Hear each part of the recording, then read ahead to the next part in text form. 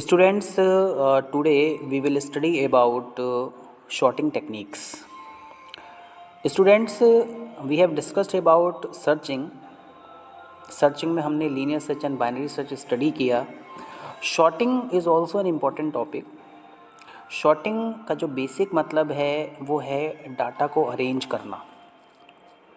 या तो डाटा को हम असेंडिंग ऑर्डर में अरेंज करेंगे या फिर हम इसको डिसेंडिंग ऑर्डर में अरेंज करेंगे.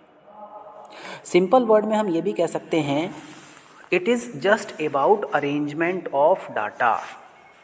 आपके पास में कोई अनऑर्गेनाइज्ड डाटा है, आप उसको ऑर्गेनाइज कर दीजिए.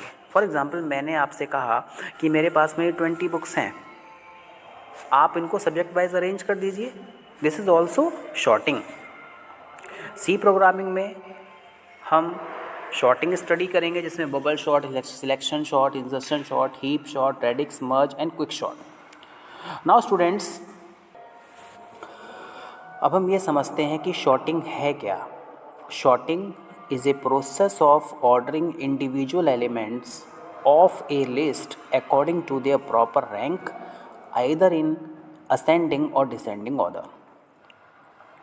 शॉर्टिंग में हम एक एक एलिमेंट को उसकी प्रॉपर पोजीशन पर फिक्स करते हैं, उसको प्रॉपर लोकेशन पर प्लेस करते हैं. ईदर या तो हम उसको असेंडिंग ऑर्डर में करेंगे या फिर हम उसको डिसेंडिंग ऑर्डर में करेंगे.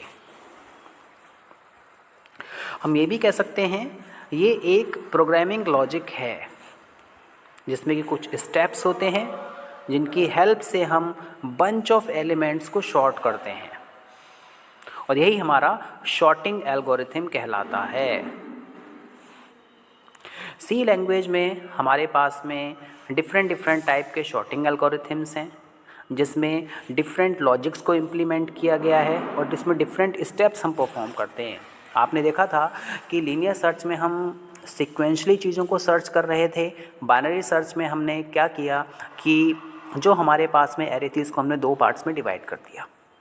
बाय द सेम वे हमारे पास में बबल शॉर्ट है, हमारे पास में सिलेक्शन शॉर्ट है, हमारे पास में इंसर्शन शॉर्ट है. जैसे कि इनके नेम से ही आपको पता चल रहा है कि बबल शॉर्ट में हम कंपैरिजन परफॉर्म करते हैं 1 by 1 एलिमेंट्स का. सिलेक्शन शॉर्ट में हम किसी पर्टिकुलर एलिमेंट को सिलेक्ट कर लेते हैं और उसको उसकी प्रॉपर प्लेस पे प्लेस किया जाता है. इंसर्शन शॉर्ट में हम एक एक एलिमेंट को पिक करते हैं और उसको पर्टिकुलर लोकेशन पर हम फिक्स कर देते हैं. C language is the best to start understanding sorting algorithm. C language के बारे में अगर हम बात करें तो सी लैंग्वेज एक बेस्ट लैंग्वेज है जिसकी हेल्प से हम शॉर्टिंग एल्गोरिथम को अंडरस्टैंड कर सकते हैं. स्टूडेंट, शॉर्टिंग एल्गोरिथम जो है वो सी लैंग्वेज तक लिमिटेड नहीं है. हम C++ में, C# में, जावा में, सब में हम इसका यूज़ करते हैं.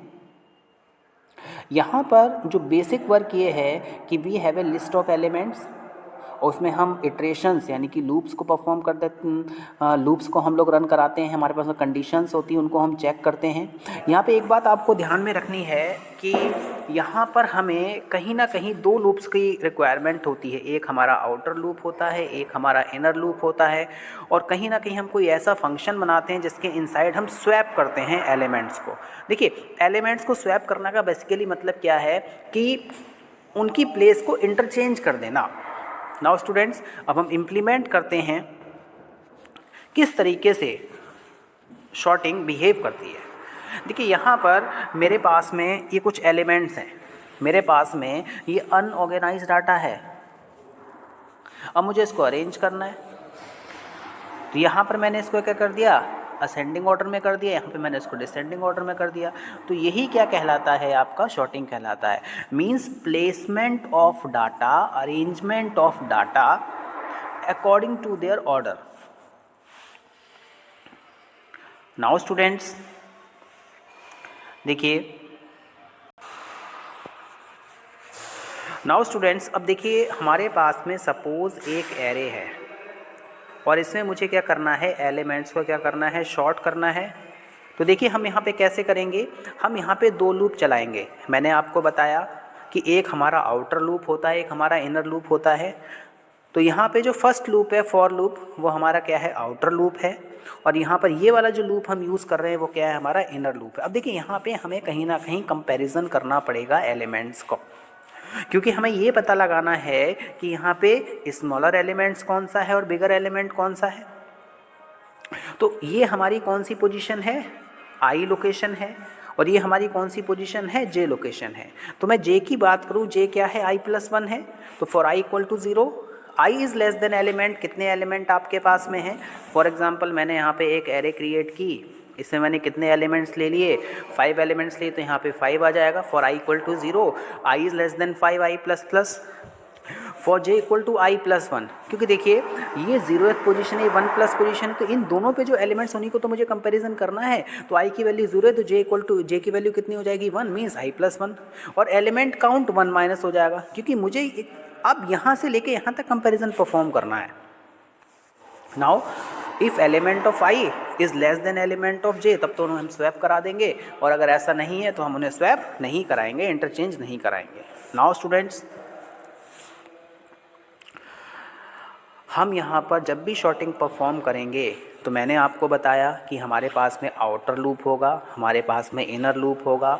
आउटर लूप का वर्क होता है एलिमेंट को सिलेक्ट करना, इनर लूप का वर्क होता है कि जो भी हमने एलिमेंट सिलेक्ट किए हैं उनको रेस्ट ऑफ द एलिमेंट, जितने भी एलिमेंट्स हैं मेरे पास में लिस्ट में, उनसे चेक करना। We swap the elements when we see the element is bigger. Swapping का परफॉर्म होगी, सपोज मेरे पास में एरे है, यहाँ पर मेरे पास में 6 है, यहाँ पे मेरे पास में 11 है।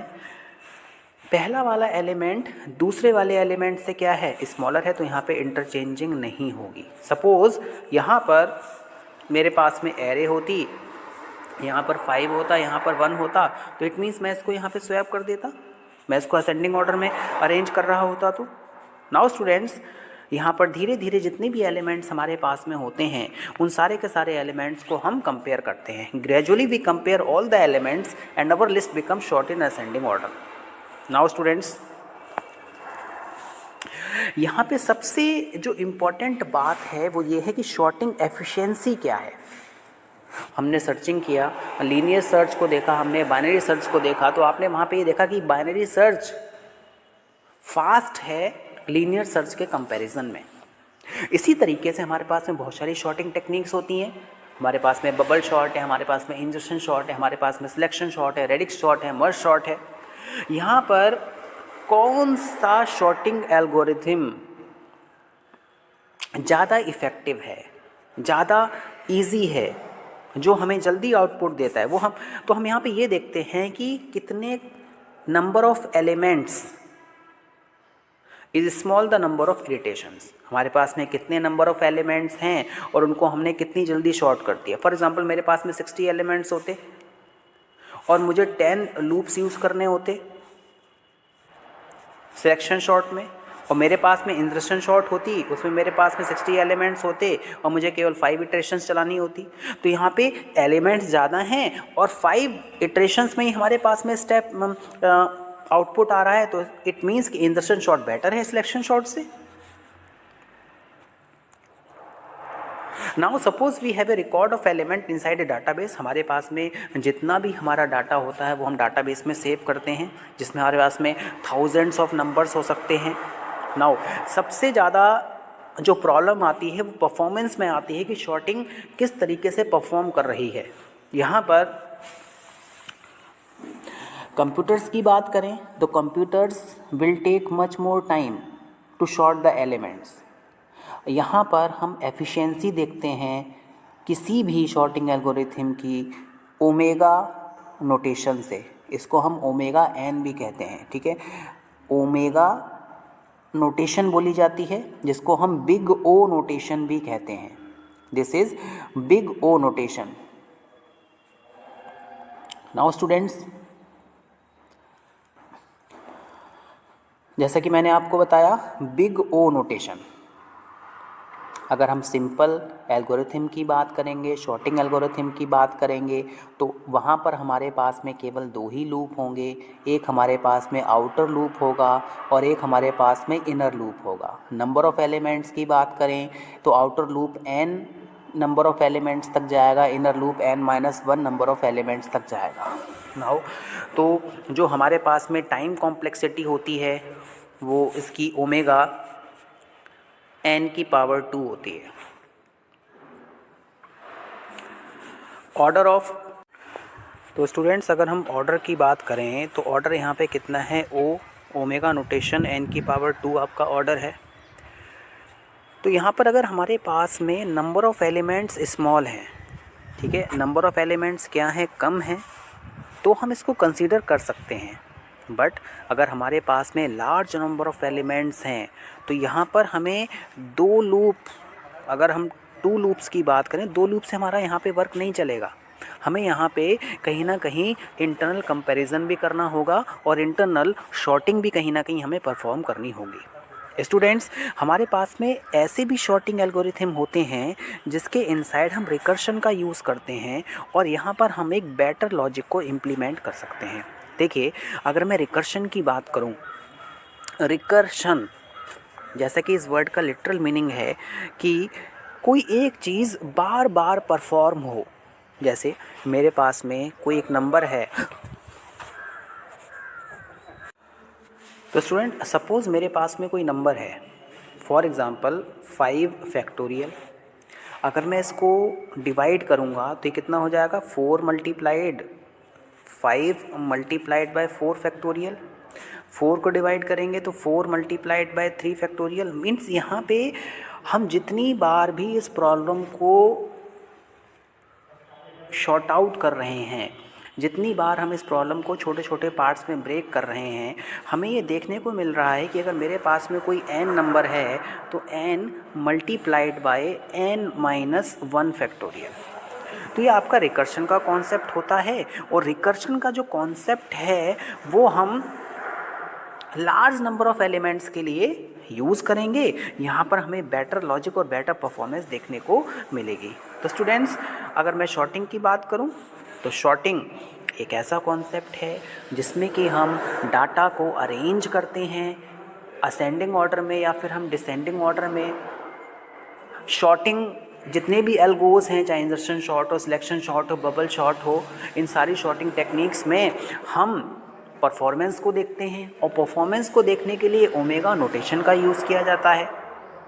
I hope you have understood this lecture and the basic concept of sorting. Thank you very much.